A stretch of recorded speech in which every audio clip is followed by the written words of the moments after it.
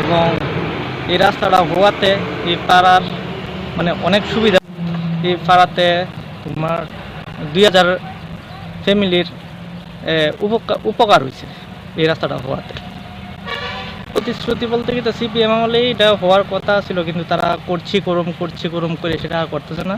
তারপরে বিজেপি সরকার আইসে পরে এই রাস্তাটা করা কি ছিল বলতে কি, তা ওই একই কথা, করছি এই কথা, এই কথা ছাড়া তার কিছু নাই। এই কথাটাই তারা একই কথা কইয়া গেছে বারবার। কোন জায়গা এটা?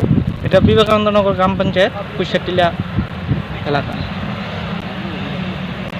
ওই তো মনে করো যে কোনো একটা এই বাড়িতে মনে করো কিছু আগুন টাগুন লাগছে, ফায়ার সার্ভিস যাইতে পারবো বাড়িতে, বা অ্যাম্বুলেন্স রাস্তায় যাইতে পারবো।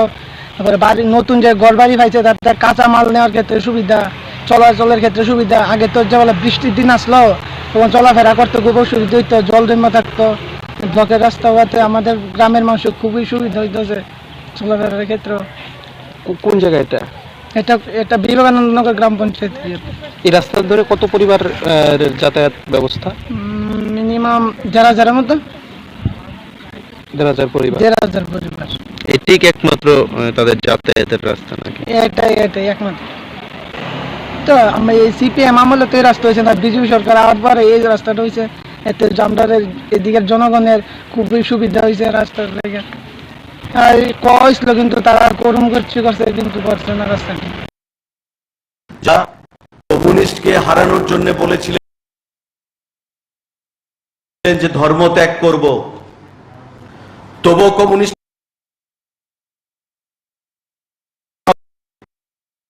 তারা এখন বলছেন যে না, কমিউনিস্টকে সঙ্গে নিয়ে চলতে হবে, কমিউনিস্ট আমাদের বন্ধু।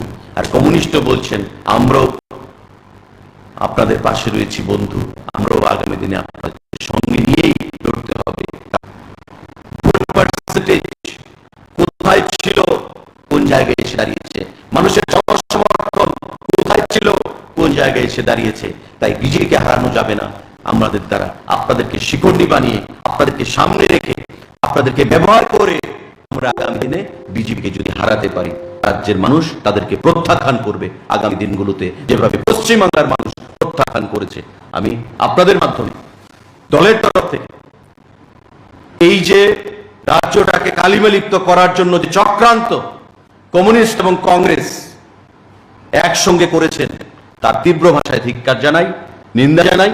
যেখানে আমরা রাজ্যটাকে এগিয়ে নিয়ে যেতে চাইছি, ইন্টারন্যাশনাল এয়ারপোর্ট হয়েছে, বিদেশি মানুষ বা বাইরের মানুষরা যখন এসে বলেন যে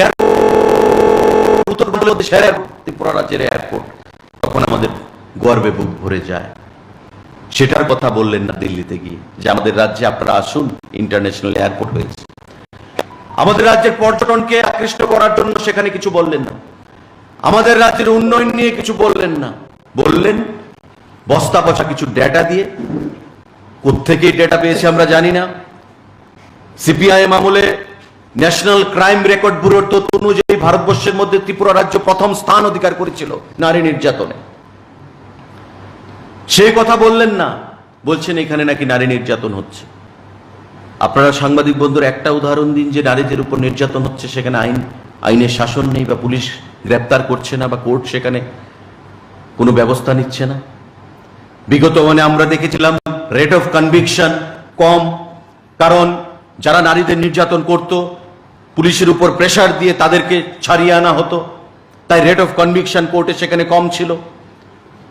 পুলিশকে ব্যবহার করা হতো বিগত সরকারগুলোর আমলে, এবারকার আমলে সেটা করা হয় কিনা, বা কোনো ক্ষেত্রে কোনো ঘটনা ঘটেছে পুলিশ ইনভেস্টিগেশন করেনি, ব্যবস্থা গ্রহণ করেনি, এমন কোনো উদাহরণ রয়েছে কিনা, সেগুলো কিছু বলতে পারলেন না। কি বললেন? A reign of terror has been let loose by the party in power in Tripura. এই যে চর্বিত চর্বণ, পুরানো যে কথাটাকে আবার নতুন করে বলা, সেটা তাদের পুরনো অভ্যাস। এবং তারা যে দলেই থাকুক না কেন, প্রত্যেক দলে গিয়ে একই কথা বলবেন।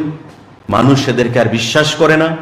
স্বাভাবিকভাবেই এই সিম্পেথি আদায় করার যে রাজনীতি, সেটা রাজ্যের মানুষ গ্রহণ করবে না। আগামী দিনে আমাদের দৃঢ় বিশ্বাস যে আগামী দিনে ভারতবর্ষে অন্যান্য রাজ্যে যেভাবে ভারতীয় জনতা পার্টির বিজয় রথ অগ্রগতির দিকে এগিয়ে চলেছে, আগামী দিনেও এই রাজ্যে আসন্ন নির্বাচনে আমাদের সরকার দ্বিতীয়বারের জন্য গঠিত হবে এবং আমাদের প্রাক্তন মুখ্যমন্ত্রীর নেতৃত্বে আমরা যেটা করেছি এবং বর্তমান মুখ্যমন্ত্রীর নেতৃত্বে যে জায়গা থেকে আমরা শুরু করেছি, আগামী দিনে আমরা সেই কাজকে সম্পূর্ণ করব এবং আমাদের রাজ্যে এক ত্রিপুরা শ্রেষ্ঠ ত্রিপুরা আমরা করতে পারবো। তাই সাংবাদিক বন্ধুরা, আজকে আপনাদের এখানে ডাকা, কারোর যদি কোনো প্রশ্ন থাকে সেটা আপনারা বলবেন।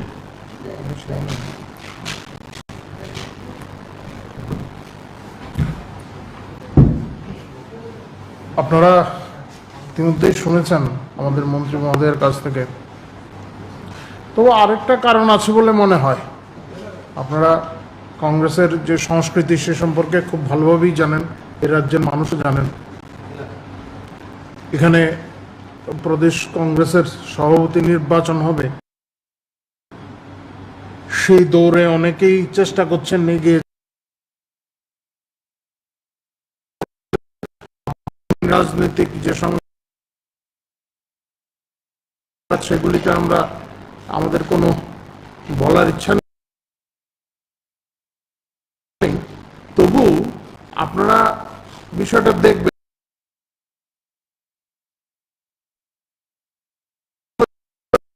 আবার দিল্লিতেও করেছেন। কোথাও বিধায়ক সঙ্গে যিনি ছিলেন, সাংগঠনিকভাবে ওনার কি অবস্থান রয়েছে এটাও স্পষ্ট নয়। কংগ্রেস সভাপতি কোথায়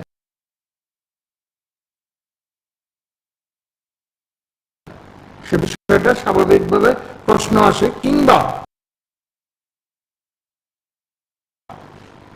কংগ্রেসের সাংগঠনিক পদাধিকারী যাতেন সেগুলি নিয়ে প্রশ্ন। 52 মাসের কথা বলেছেন, 52 মাসের যেই তথ্যগুলি তিনি দিয়েছেন তার সত্যতা কত দূর সেগুলি প্রশাসনিকভাবে দেওয়া হবে। কিন্তু আমাদের এটা বক্তব্য হলো, এই 52 একটা নির্দিষ্ট সময়কাল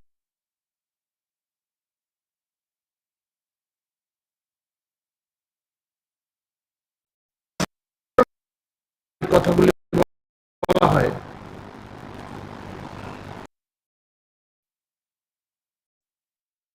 পুলিশের কাছে অভিযোগ দায়ের করলে সঠিকভাবে তা লিপিবদ্ধ করা হয় না।